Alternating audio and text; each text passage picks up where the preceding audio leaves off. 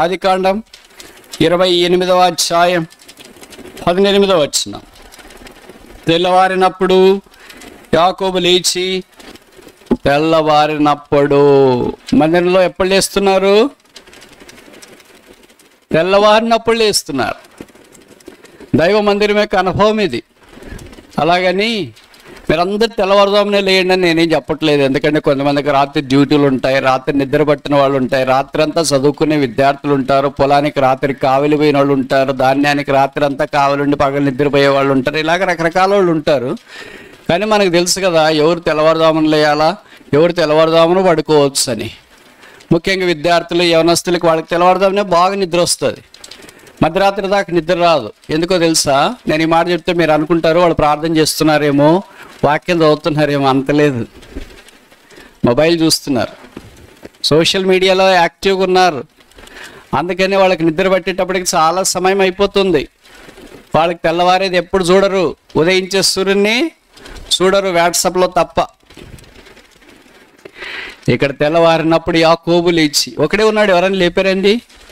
మనం తెల్లవారినప్పుడు ఏం చేస్తాం? లేయాలనుకుంటే ఏం చేస్తాం చెప్పరేంటి? నాకు ఇలాంటి వాటిలో చాలా భిన్నమైన అభిప్రాయం ఉంటుంది. మీకు నాకు పొసగదు. నేను చెప్పే ఇప్పుడు కాలమళ్ళకి అసలు ఇష్టం ఉండదు. మీలో తెల్లవారుజామున లేయాలంటే ఎంతమంది అలారం పెట్టుకునే వాళ్ళు ఉన్నారు? చాలామంది ఉన్నారు.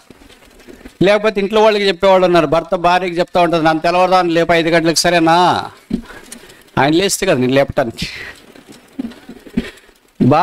భర్త కూడా అలాగే భార్యకి చెప్తాడు, నన్ను తెల్లవారుజామున 5 గంటలకు లేయి అని, లేపు అని. ఆమె లేస్తే కదా ఈయన లేపటానికి. దానికి వెళ్ళి ఇప్పుడు మనుషుల మీద నమ్మకం పోయి కూతురు మీద, కొడుకు మీద, భార్య మీద, భర్త మీద వెళ్ళి ఏం లేపేటట్లు లేరని, వాళ్ళ అమ్మ మీద, నాన్నగారి మీద, అత్తగారి మీద, మామగారి మీద నమ్మకం పోయి లేపేటట్లు లేరని ఇప్పుడు మొబైల్ మీద నమ్మకం పెట్టుకుని ఉన్నారు. అందుకే అలారం పెట్టుకుంటున్నారు. అలారం పెట్టుకోవడం నేను తప్పని చెప్పట్లేదు, వాడుకోండి ఉన్న సామాగ్రి. కానీ దాని మీద ఆధారపడే వాళ్ళు ఎంతమంది ఉన్నారు? నాకు నచ్చదు అట్లా ఆధారపడ్డాం. అంటే నీకే చేత కాదు. అంటే నీవు 5 గంటలకు లేయాలనుకుంటే లేలేకపోతున్నావు అంటే భూమిని తలకిందులు ఏం చేస్తావు? చేస్తారా? ఎవరు చెప్పారు? సైతాన్ చెప్తాడు 5 గంటలకే లేయటానికి అలారం కావాలి నీకు.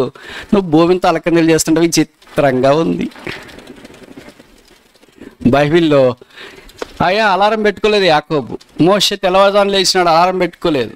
అబ్రహాం తెల్లవారుజామున లేచినాడు, అలారం పెట్టుకోలేదు. అంటే అలారం పెట్టుకోవడం తప్పని నేను చెప్తున్నానని మీరు అనుకోవద్దండి, చెడ్డగా తీసుకోవద్దండి. అంటే మీకే నమ్మకం లేదు లేస్తామని. మీరు ప్రార్థన చేసుకొని చూడండి. నేను ఇప్పుడు దాకా ఇన్నేళ్ళు అయిపోయింది కదా, రక్షణ పొంది కూడా సుమారు 30 ఏళ్ళు పైన, ఏనాడు అలారం పెట్టుకోలేదు.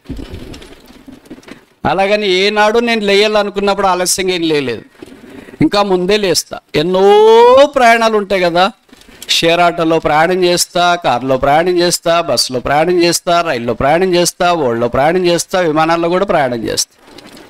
కొన్ని మధ్యరాత్రి దిగే ఉంటాయి, కొన్ని తెల్లవారుజామున ఎక్కే ఉంటాయి, కొన్ని రకరకాలుగా ఉంటాయి. ఏదో 1-2 ఇన్సిడెంట్లు తప్ప ఇప్పటిదాకా నాకు ఏది మిస్ అయినట్లు గుర్తు లేదు. ఇప్పుడు పలానా మీ ఊరు రావాలనుకోండి, తెల్లవారుజామున 3:30కో 4కో వస్తుంది, ప్రభా నేను గుంటూరులో దిగాల అని పడుకునేటప్పుడు రాత్రి ప్రార్థన చేసుకుని పడుకుంటా. గుంటూరు రాకమునిపై పేరుచెర్ల స్టేషన్ వచ్చిన వెంటనే మెలకు వస్తుంది, ఎవరో తట్టినట్లు. నాకెవరు దిక్కులేరు కదా మీ మాదిరి. 4:30కు లేపని చెప్పడానికి ఎవరు లేరు కదా, ఒక్కడే నాకు ఉండేది. మీకు ఇంట్లో ఎంతమంది ఉన్నారు చెప్పండి, కానీ ఎవరు లేపట్లేదు మిమ్మల్ని. పడుకుని లేని నాన్నగారు పడుకుని, అమ్మ పడుకుని, అన్న పడుకుని, నాన్న పడుకుని, మంచిదే.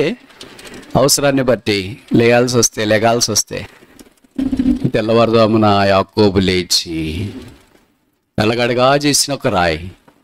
తలగడగా రాయి అంటే హారిజాంటల్, సమాంతర, భూమికి సమాంతర, భూ సంబంధమైంది. ఇప్పుడు దాన్ని ఏం చేసినాడంటే 90 డిగ్రీలు లేపినారు. పర సంబంధమైందిగా చేసినాడు, దైవికమైందిగా చేసినాడు. ఇప్పుడు భూమికి కాదు నువ్వు సమాంతరం, దేవుడు వైపు. అందుకని ఇవన్నీ ఎట్లుంటాయి? పైకి ఉంటాయి. అడ్డం ఉండేవన్నీ అడ్డం ఉంటాయి.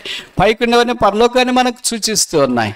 కనుక విశ్వాసి భూ సంబంధి కాదు, పరలోక సంబంధి. పౌలు రాస్తూ వచ్చినాడు ఫిలిప్పీ పత్రికలో, your citizenship is in heaven, మీ పౌరసత్వము పరమందు లేదా పరలోకమందు ఉన్నది.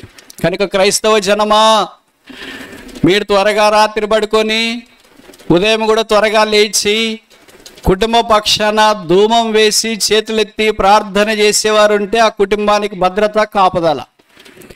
ఆ ఇంట్లో ఉదయం భర్త ఎప్పుడు లేస్తాడో, భార్య ఎప్పుడు లేస్తుందో, కొడుకు ఎప్పుడు లేస్తాడో, కూతురు ఎప్పుడు లేస్తుందో, మామ ఎప్పుడు లేస్తాడో, తాత ఎప్పుడు లేస్తారో, అమ్మమ్మ ఎప్పుడు లేస్తుందో, ఎవరు ఎప్పుడు లేస్తారో తెలియకుండా ఉంటే ఆ ఇల్లు ఎలాగుంటుందో మీరు ఊహించుకోండి.